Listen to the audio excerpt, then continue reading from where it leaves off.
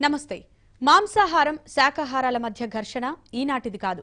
జీవకారుణ్య రూపంలో అది అనాదిగా ఉన్నది. ఆధునిక కాలంలో ఇది సైంటిఫిక్ సమర్థనను కూడా తోడు తెచ్చుకుంది.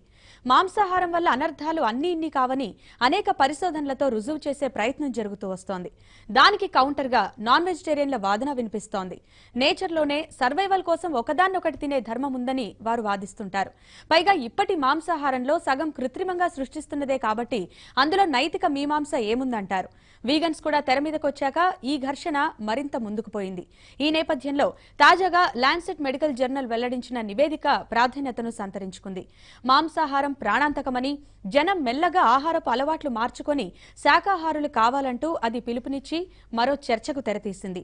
ఇదే అంశంపై మనతో మాట్లాడడానికి న్యూట్రిషనిస్ట్ డాక్టర్ సురేష్ కుమార్ గారు, వీగన్ యాక్టివిస్టులు Soumya, Deepika, People's for Animals Hyderabad chapter founder secretary Vasanthi మనతో పాటు లైవ్ లో ఉన్నారు. వారితో మాట్లాడదాం. హలో అండి, good evening all. So first of all మనం టాపిక్ లోకి వెళ్దాం. కానీ ఈ దానికన్నా ముందు తెలియాల్సింది ఏంటి అంటే, జనరల్ గా న్యూట్రిషనిస్టులు కానివ్వండి, డైటీషియన్లు, వీళ్ళందరూ కూడా కామన్ పీపుల్ కి జనరల్ గా తెలుసు. కానీ వీగన్స్ అనేవాళ్ళు అతి తక్కువ మందికి తెలుసు అని చెప్పుకోవాలి వీళ్ళతో పోలిస్తే.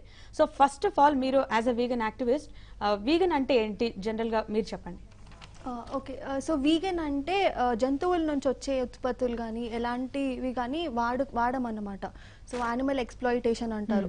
సో వాటి వాడుక నుంచి వచ్చినవి వాడము. సో అది ఆహారంలో కానీ, వేసుకునే దుస్తుల్లో కానీ, ఎంటర్టైన్మెంట్ అంటే వినోదము, జూ, సర్కస్ ఇలాంటివి సపోర్ట్ చేయము. ఎందుకంటే జంతువులకి అంతే రైట్స్ ఉన్నాయి అంటే బతకడానికి. సో మనం వాటిని మన వస్తువుల్లాగా చూడటం అనేది తప్పు. వాటి నుంచి ప్రాఫిట్స్ డిరైవ్ చేయడం అనేది మనకు తప్పు అని. సో ఇదేంటంటే ఫండమెంటల్ గా స్పీషీసిజం అనే ఒక డిస్క్రిమినేషన్ ఫామ్ ని మేము సపోర్ట్ చేయమన్నమాట. సో స్పీషీసిజం అంటే ఏంటంటే ఒక జాతి మనకంటే తక్కువ అని చూపించడం, అంటే జంతువులు మనుషుల కంటే తక్కువ అనే ఆ మైండ్ సెట్ ని స్పీషీసిజం అంటారు.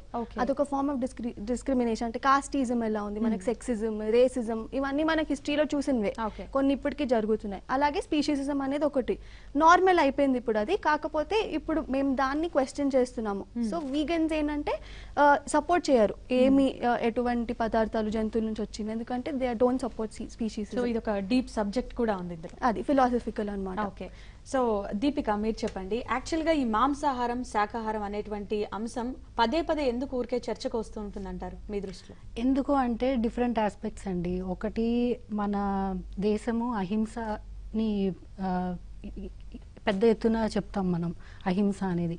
ఇప్పుడు నాన్ వెజిటేరియన్ అనగానే మనకి ఫస్ట్ గుర్తుకొచ్చేది హింస. ఒక జంతువుని చంపితే గానీ మాంసం తినలేం మనం. వీగనిజం స్పెషల్గా వెజిటేరియన్తో డిఫరెన్షియేటింగ్గా వీగనిజం ఏంటి అంటే, దాన్ని వాడటం కూడా జంతువుల్ని చంపటం ఒక్కటే కాదు కదండి. ఇప్పుడు మీరు చూస్తే మనుషులుగా మనకి స్వాతంత్రం చాలా ఇంపార్టెంట్, చాలా ముఖ్యమైనది. ఇప్పుడు ఒక ఆవుని కానీ గేదెని కానీ ఒక కర్ర కట్టేసి దాని లైఫ్ లాంగ్, దాని జీవితమే మనుషులకి, వేరే వాళ్ళకి, దాని పిల్లలకు కాదు వేరే వాళ్ళకి పాలు ఇవ్వడం, అదే దాని పరమార్థం, దాని జీవిత పరమార్థం. అంటే ఒక్కసారి మనల్ని ఆ పొజిషన్లో ఊహించుకోండి, ఎంత బాధగా ఉంటుంది. నేనైతే జీవితాంతం అట్లా రెస్ట్రిక్టెడ్గా ఉండలేను. ఆ స్వాతంత్రం ఒకటి, అది ఒకటి. ఇంకా రీసెంట్గా మనం ఇప్పుడు చూడాలి అంటే హెల్త్ బెనిఫిట్స్. ఇప్పుడు చాలా మంది డాక్టర్స్ అందరూ డయాబెటీస్కి కానీ, హార్ట్ ప్రాబ్లమ్స్కి కానీ నాన్ వెజ్ మానేయమని చెప్తున్నారు. ఇంకా స్లోగా వీగన్ డైరీ అంటే పాలు కానీ, పాల పదార్థాలు కానీ అవి కూడా మానేయమని కొంతమంది చెప్తున్నారు, రియలైజ్ అవుతూ ఉన్నారు. ఇంకా మెల్లగా పెరుగుతుంది, అది అందరికీ అవేర్నెస్ వస్తుంది. ఇంకా రావాలి యాక్చువల్గా. అందుకే మీరు అన్నట్టు నిజమే, చాలా మందికి తెలియదు దీని గురించి. దాని గురించి మాట్లాడాలి మనం, అందుకే అందరికీ తెలియాలి అంటే. సో అది ఒక విషయం. హెల్త్ పరంగా కూడా అందరూ తెలుసుకోవాలనుకుంటున్నారు, బాగా హెల్దీగా ఉండాలి అనుకుంటున్నారు. అందుకని బయటకు వస్తుంది, అందరూ చర్చించుకుంటున్నారు. ఓకే, సో డాక్టర్ గారు, యాజ్ ఎ న్యూట్రిషనిస్ట్, మీరు ఈ లాన్సెట్ మెడికల్ జర్నల్ ఈ నివేదికని, తాజాగా వెలువడిన నివేదికని మీరు ఎలా చూస్తారు? అంటే ఇది ఒక ప్రమాదకరమైనటువంటి, మాంసాహారం అనేది చాలా ప్రమాదకరమని, ప్రాణాంతకమని ఒక 16 దేశాలకు చెందినటువంటి శాస్త్ర సాంకేతిక నిపుణులందరూ కూడా కలిసి నివేదిక రూపొందించారు. సో దీనిపై మీరేమంటారు? నేను ల్యాన్సెట్ నివేదిక పూర్తిగా చూడలేదండి. ఆ పేపర్ కనుక నేను స్టడీ చేయలేదు.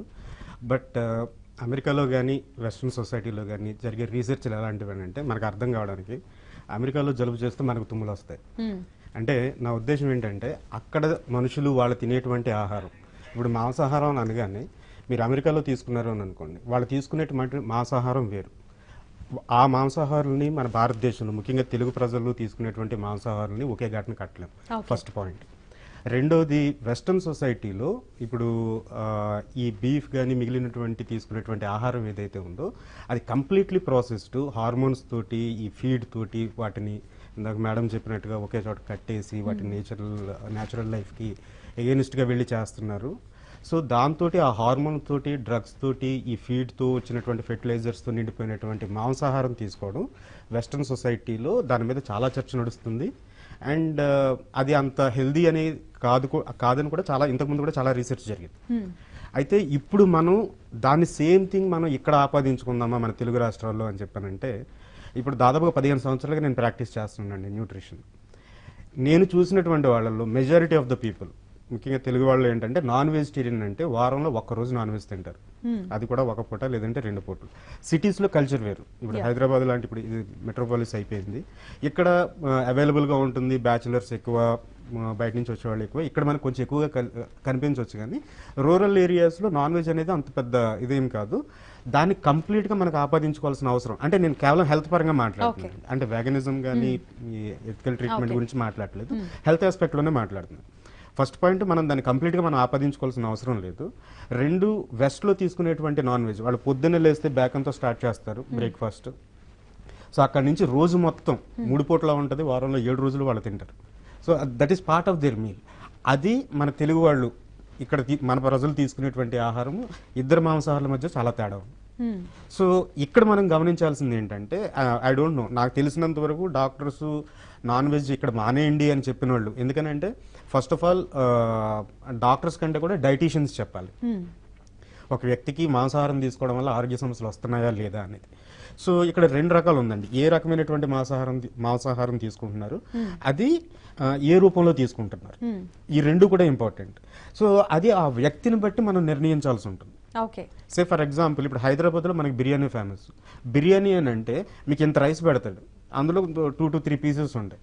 ఈ రైస్ వలన ఎక్కువ ప్రమాదం జరుగుతుంది అని అడిగితే అందులో ఉండేటువంటి మీట్ వల్ల కాదు.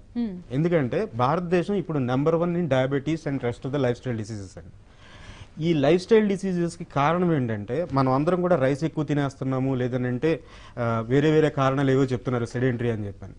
నేను మనం ఈ డిస్కషన్ కన్పై స్పందించడానికి people for animals Hyderabad chapter founder and secretary Vasanthi గారు లైవ్ లో సిద్ధంగా ఉన్నారు.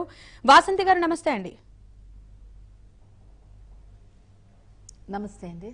వాసంతి గారు, ఈట్ ల్యాన్సెట్ నివేదికని మీరు ఎలా చూస్తారు? అంటే మాంసాహారాన్ని వ్యతిరేకించే వాళ్ళు దీన్ని ఒక నైతిక సమస్యగానే చూస్తుంటారనేటువంటి విమర్శ ఉంది. కానీ మాంసాహారాన్ని తీసుకోవడాన్ని మీరు ఎందుకు వ్యతిరేకిస్తారు?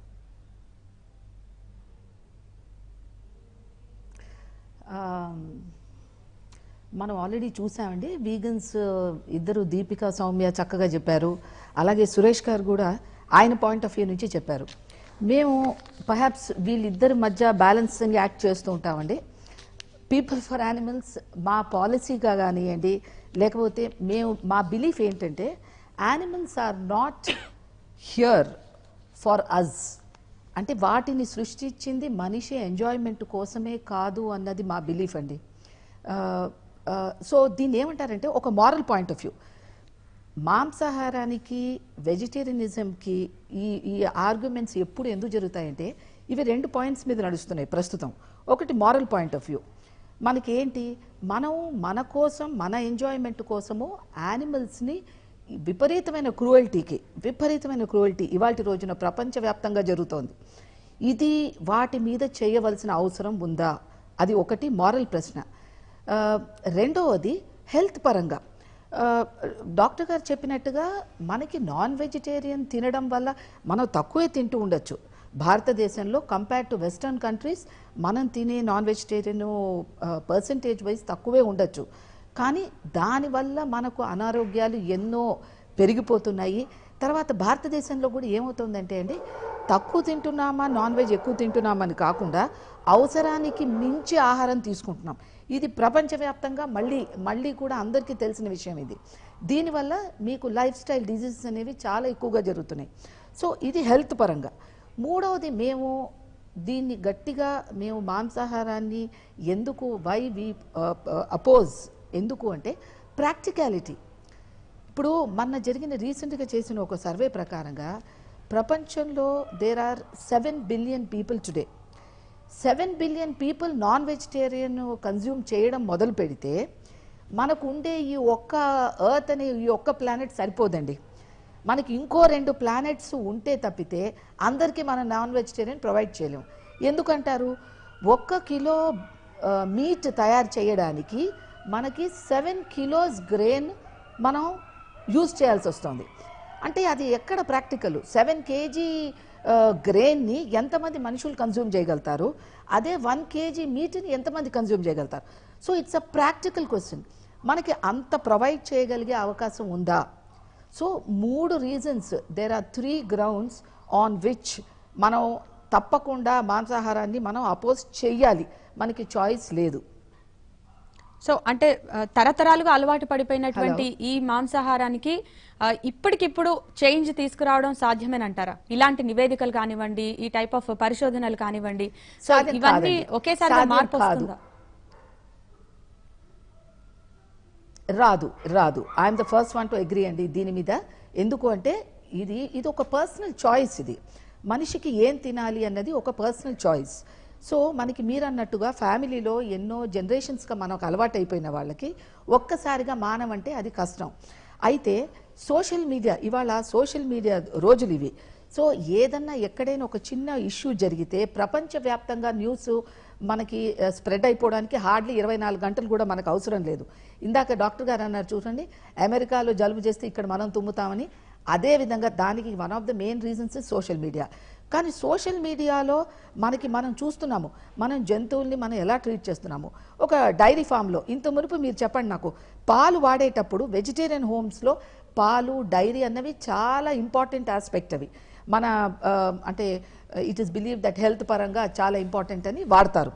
అయితే ఆ రోజుల్లో ఒకప్పుడు ఒక ఆవు కానీ ఒక గేదె కానీ మన ఇంట్లో మన దొడ్లో మనం కట్టేసుకొని మనకు కావలసినంత పాలు మనం తీసుకొని బ్యాలెన్స్ పాలు దాని దూడని తాగనిచ్చేవాళ్ళం. అంతేగాని దూడ పుట్టంగానే తల్లి నుంచి వేరు చేసి ఆఖరి బొట్టు పాల దాకా ఇంజెక్షన్స్ ద్వారా తీసేసే పద్ధతి ఈ రోజుల్లో మొదలైంది. అందుకనే మేము దాన్ని అపోజ్ చేస్తున్నాం. అలాగే మాంసాహారంలో కూడా ఏ జీవి కూడా తనంతక తాను నన్ను చంపి మీరు తినండి అని సాక్రిఫైస్ చేసుకోదండి. ఏ జీవినైనా సరే మీరు స్లాటర్ హౌస్కి వెళ్ళి చూస్తే అవి ససేమిరా చావడానికి ఇష్టపడవు, ఆఖరి నిమిషం దాకా పోరాడతాయి బతకడానికి. అలా వాటిని అంత క్రూరంగా వాటి ఇష్టానికి అగేన్స్ట్గా మనం చంపి తినడం అనేది ఎంతవరకు న్యాయం? ఈ విషయాలన్నీ సోషల్ మీడియాలో చాలా స్ట్రాంగ్ డిబేట్స్ జరుగుతాయి. జరిగిన తర్వాత ఎందరో కూడా ఒక కాన్షియస్ డిసిషన్ తీసుకుంటున్నారు. ఏంటి, మేము వెజిటేరియన్స్ కాదు, మేము వీగనిజంని ప్రమోట్ చేస్తాము, ఫాలో అవుతాము అని. ఈ దృష్టితో మనం చూస్తే తప్పకుండా ఐ థింక్ సామాజిక పరంగా కూడా చాలా చేంజెస్ వస్తాయి. మా గ్రూప్స్లోనే ఎందరో పంజాబీ వాళ్ళు అంటే ఐ థింక్ మన దేశంలో ఎక్కువగా మీట్ కన్జ్యూమ్ చేసే కమ్యూనిటీస్లో వాళ్ళు ఒకటి. అలాంటి వాళ్ళల్లో కూడా ఎందరో వీగన్స్గా కన్వర్ట్ అయిపోయిన వాళ్ళు ఉన్నారు. So it is a personal choice. మనం సొసైటీలో ఈ డిబేట్స్ జరుగుతూ ఉండాలి, ఈ అవేర్నెస్ ఇంకా మనం పెంచుతూ ఉండాలి. ఆ తర్వాత it's a free country. Meet eating ఇండియాలో ఇంకా కూడా అది ఇల్లీగల్ కాలేదు, it is legal. Right, Vasanthi గారు మళ్ళీ మీ దగ్గరకు వస్తాను. సో మీరు చెప్పండి, అంటే ఇప్పుడు వీగన్స్గా అంటే డైరీ ప్రోడక్ట్స్ని కూడా మీరు నిషేధిస్తూ ఉంటారు. సో ఇది ఎంతవరకు కరెక్ట్? అంటే హెల్త్ పరంగా చూస్తే జనరల్గా వెజిటేరియన్ తినేవాళ్ళు ఎక్కువగా ప్రిఫర్ చేసేది కర్డ్ కానివ్వండి, మిల్క్ కానివ్వండి. సో ఈ టైప్ ఆఫ్ డైరీ ప్రోడక్ట్స్ ఎక్కువగా కాన్సన్ట్రేట్ చేస్తారు. సో ఇవి కూడా కాదు అనడం అనేది హెల్త్ న్యూట్రిషన్స్ పరంగా ఎలా బ్యాలెన్స్ అవుతుందంటారు? ఇప్పుడు మీరు డైరీ పరంగా అంటున్నారు కదా, ఒక ఆస్పెక్ట్ ఏంటి అంటే దానికన్నిటికీ వీగన్ ఆల్టర్నేటివ్స్ ఉన్నాయి. మీకు ఇప్పుడు మార్కెట్కి వెళ్తే వీగన్ పాలు దొరుకుతుంది, పెరుగు దొరుకుతుంది, మజ్జిగ దొరుకుతుంది, చీజ్ దొరుకుతుంది, బటర్ దొరుకుతుంది, ఏది కావాలంటే అది దొరుకుతుంది. ఇప్పుడు కొంచెం కష్టంగా ఉంది దొరకడం, ఎందుకంటే అంతమంది వీగన్స్ లేరు కాబట్టి. స్లోగా ఎక్కువ మంది దాన్ని వాడడం మొదలు పెడితే మార్కెట్ పెరుగుతుంది. అంటే అవి ఈజీగా కృత్రిమంగా తయారు చేసినటువంటివి? కృత్రిమంగా ఏం లేదు, దీనికంటే న్యాచురల్ ఏముందండి, డైరెక్ట్ గా ప్లాంట్స్ నుంచి తీసుకుంటుంది, ఓకే. డైరెక్ట్ గా ప్లాంట్స్ నుంచి వస్తుంది. మీకు ఇంకా చెప్పాలి అంటే కృత్రిమంగా జంతువుల నుంచి వస్తుంది. మీకు న్యూట్రియంట్స్ ఏమన్నా కానీ, ఇప్పుడు మీరు కాల్షియం కానీ, ఇప్పుడు ఏదైనా న్యూట్రియంట్స్ ప్లాంట్స్లోంచి యానిమల్స్కి వస్తాయి, కొన్ని యానిమల్స్ ప్రొడ్యూస్ చేస్తాయి, ఇండైరెక్ట్గా వస్తుంది మీకు ఓకే. త్రూ ప్లాంట్స్ యానిమల్స్కి వెళ్ళి మీకు వస్తుంది. దాని బదులు డైరెక్ట్గా ప్లాంట్స్లోంచి తీసుకోండి అంటున్నారు. Okay. ఇప్పుడు మనకి ముందు నుంచి తెలిసిందే. ఇప్పుడు అంటే దీన్ని కరెక్ట్ గా ఒక ప్రజల్లోకి అవగాహన లాగా తీసుకువెళ్ళాలి అంటే ఎలాంటి చర్యలు ఉంటే బాగుంటుంది మరి? ఇలాంటివి ఫర్ ఎగ్జాంపుల్ మీరు పెడుతున్నారు ఈ ప్రోగ్రాము, ఇట్స్ వండర్ఫుల్. అంటే వయా మీడియా ఏమైనా దీనికి సంబంధించి వెళ్తుంది అనుకుంటున్నారా? డెఫినెట్లీ అండి, ఎంతమంది చూస్తూ ఉంటారు మీ ప్రోగ్రామ్. ఇప్పటికి చాలా మందికి ఏదో జంతువుల్ని హింసించాలనో లేదా అట్లానే బతకాలనో అలానే తినాలనో అని ఏం అనుకోరు. ఇట్స్ జస్ట్ అదే జరుగుతుంది. సురేష్ కుమార్ గారు, అంటే మొత్తంగా మాంసాహారాన్ని నియంత్రించడం అనేది ఎంతవరకు కరెక్ట్ అంటారు? అంటే మీరు ఇందాక చెప్పారు ఒక పర్సన్ ని బట్టి ఉంటుంది, కానీ అది కేవలం మొత్తం ఇప్పుడు సపోజ్ బిర్యానీ తీసుకుంటే అందులో పీసెస్ ఉండేది 2-3 ఉంటాయి, బట్ రైస్ తినడం వల్ల వస్తున్నాయి, దీని వల్ల కాదు అంటున్నారు. సో అసలు ఈ మొత్తం మాంసాహారాన్ని నిషేధించడం అనేది ఎంతవరకు కరెక్ట్? అంటే మాంసాహారాన్ని పూర్తిగా నిషేధించాల్సిన అవసరం లేదండి. అంటే మనం దేంట్లోనైనా కానీ we don't need to go to extremes.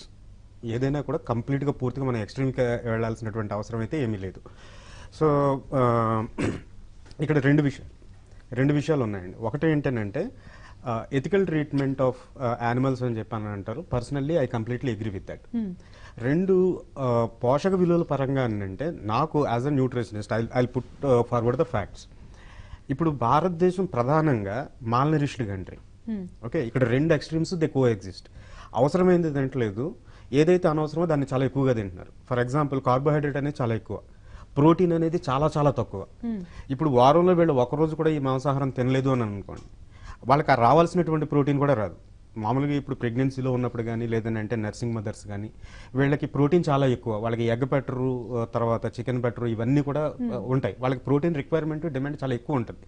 So ఇక్కడ ఏం జరుగుతుందని అంటే ప్రోటీన్ తగ్గిపోవడం వలన people are eating lot of carbohydrate. దాని వలన ఒబేసిటీ వస్తుంది.